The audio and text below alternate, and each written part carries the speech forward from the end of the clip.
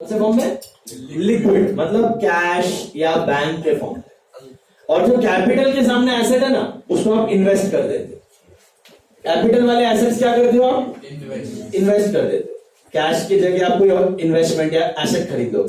But reserve वाला पैसा है ना कैश बैंक फॉर्म में रखो। ये इमरजेंसी के लिए होता है। किसके लिए होता है? मतलब कभी अचानक पैसे की जरूरत पड़ गई तो आपके पास कैश बैंक है ना, रिजर्व वाला पैसा, समझा? कैपिटल वाला पैसा कहां पड़ा होगा? एसेट। और रिजर्व वाला पैसा कहां पड़ा होगा? Cash bank. तो जरूरत पड़ी, इमीडिएटली कभी पैसे की जरूरत पड़ी तो रिजर्व का पैसा आप यूज कर सकते है कैपिटल के जैसा ही, लेकिन कैपिटल में ऐड नहीं किया। अगर आप सब कुछ कैपिटल में ऐड कर दोगे ना तो पता ही नहीं चलेगा कितना अलग रखना है, क्या अलग रखना है। तो ये डिमार्केशन है। जैसे आपके मॉम डैड अर्न करते हैं, क्या सारा पैसे का गाड़ी खरीद लेते हैं, घर खरीद लेते हैं, कि थोड़ा पैसा अलग से तिजोरी में रखते हैं, मतलब घर पे रखते हैं या फिर बैंक में रखते हैं ना। They keep some cash aside, yes, for what? Emergency. Emergency हो गया, कुछ हॉस्पिटलाइजेशन हो गया, कुछ नीड आ गया तो बड़ा होना चाहिए। ये सब ये बिजनेस का इमरजेंसी है, reserves and service. Is it clear? So capital में सारा का सारा प्रॉफिट ऐड करने के लिए कभी कभी कुछ अच्छे बिजनेसेस अलग से थोड़ा प्रॉफिट रिजर्व में, समझ में आया? रिजर्व में रखना अच्छी बात है। सारा प्रॉफिट कैपिटल में ऐड नहीं करना चाहिए, थोड़ा पैसा रिजर्व में भी रखना चाहिए। बट थियोरी में most of the cases you will add it to capital. कभी कभी ये देखने मिलेगा। तो कैपिटल के बाद आता है रिजर्व्स, रिजर्व्स के बाद आता है long term loans. You know what are long term loans? Bank loan, friends loan, any partners loan, anyone. And then are they current liability? What are current liability? Like current asset. Which liability? Life of liability is 1 year. Say this is greater than 1 year. This is less than 1. Is this clear? Hello. This is greater than 1 year. This is less than 1 year. All of you got that? What are examples of current liabilities? Bills payable, creditors, overdraft. एक easy तरीका है current liability को समझने का। They are opposite of current asset. They are see very easy. Stock का opposite कुछ नहीं है, स्टॉक का ऑपोजिट कुछ नहीं है। बैंक, कैश बैंक का ऑपोजिट क्या पता है? Bank overdraft. डेटर का ऑपोजिट क्या पता है? क्रेडिटर। बिल्स रिसीवेबल का ऑपोजिट बिल्स। प्रीपेड एक्सपेंस का ऑपोजिट आउटस्टैंडिंग। आउटस्टैंडिंग देना बाकी, लाइबिलिटी। इनकम रिसीवेबल का opposite income received in advance. Advance income is a liability, याद है ना? Income receivable is an asset, advance income is a liability. अच्छा, short term loan given, तो short term loan short term मतलब एक साल से कम। Short term advance given, short term advance, simple. अच्छा, इस ऑर्डर को फॉलो करोगे तो क्या बोलते हैं उसको? मार्शलिंग। क्या बोलते हैं?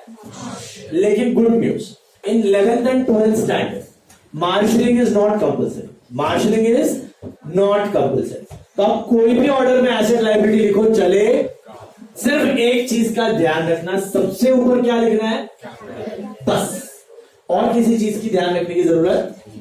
तो ऑर्डर, कोई भी एसेट लायबिलिटी का ऑर्डर फॉलो करो चले। मैंने कल बनाई थी बैलेंस शीट, मैंने कुछ फॉलो किया था, वैसे लिखते गया था मैं, सीधा लिस्ट बना के वैसे ही लिख सकते हो, ठीक है? अब समझना है इसको। लिस्ट देखो बैलेंस शीट की ध्यान से, एसेट देखो पहले। गुडविल दिख रहा है? You know what is goodwill? Intangible asset. Goodwill, brand name, trademark, copyright, patents दिख रहा है? सारे के सारे intangible. Coming to free hold profit, lease hold premises, land and building, plant and machinery, furniture, fittings, equipments, tools, loose tools, motor vehicles. What are these? Which assets? Fixed assets. Fixed assets. Then investments दिख रहे हैं? Shares and securities, debentures, FD, government bonds. ये क्या है? Investments. उसके बाद cash, petty cash, bank, debtors, BR, closing stock, loan given, prepaid expense, advance given, income receivable. ये सब क्या है?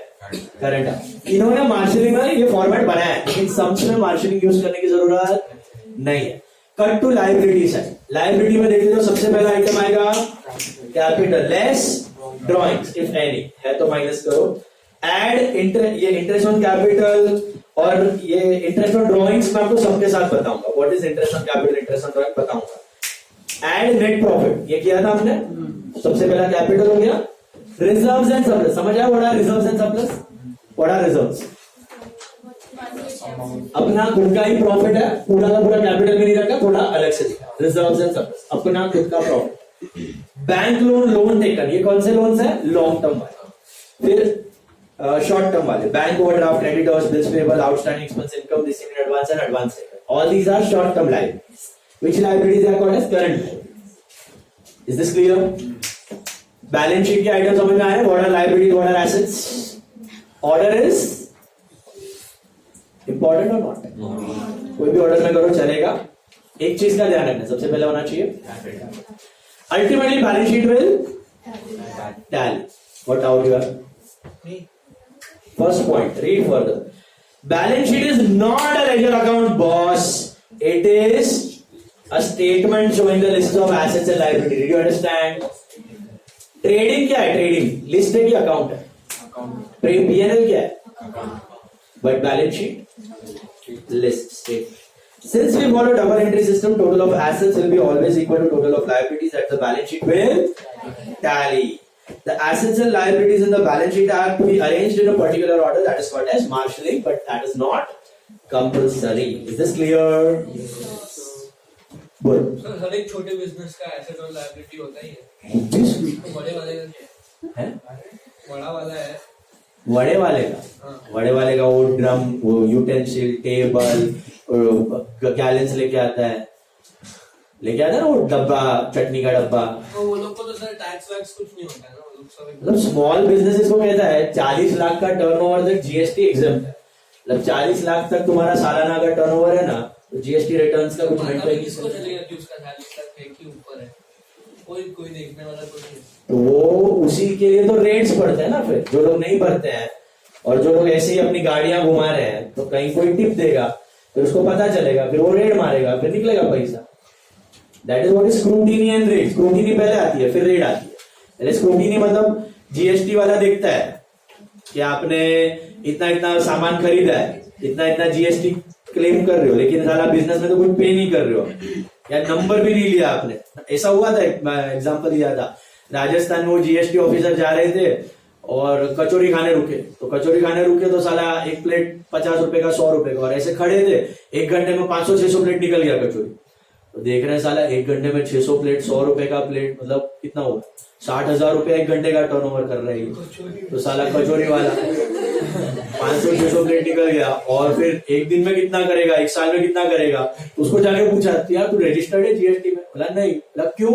पता नहीं था। फिर निकाला, 15-16 करोड़ का जीएसटी लायबिलिटी निकला उसके, 15-16 करोड़ भरना पड़ा। बोलने का मतलब जब तक चल रहा है तब तक चल रहा है, बट इट इज रिस्की।